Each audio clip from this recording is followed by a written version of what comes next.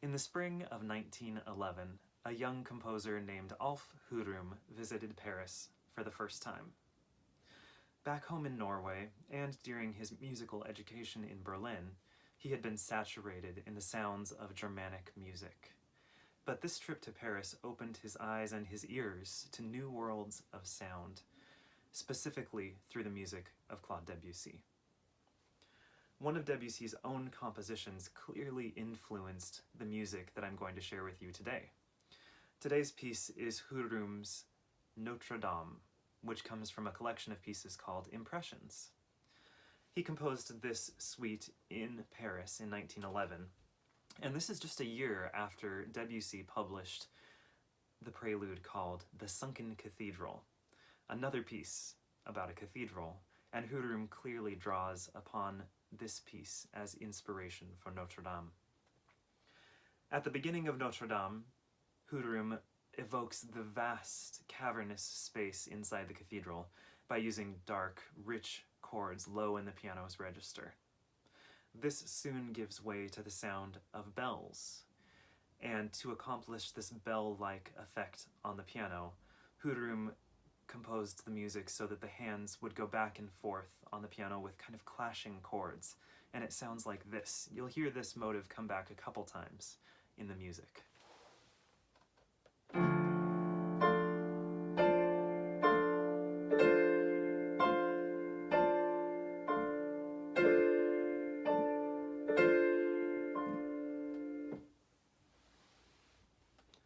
Later in the music, the sound of chant emerges.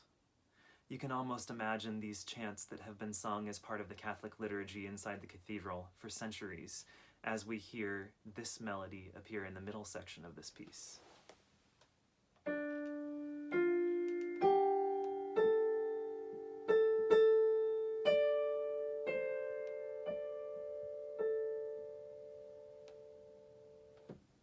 That idea, though, is soon interrupted by a fugue-like subject. And the fugue is, of course, something that's associated with organ music, specifically from the Baroque era. And this section, to me, brings to mind that great organ that is in Notre Dame.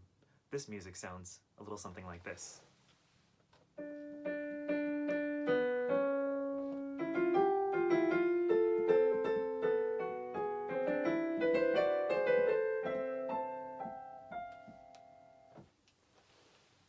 Hurum cycles back through all these musical ideas, creating an almost symmetrical musical form, much like the near symmetry found in the facade of the cathedral itself.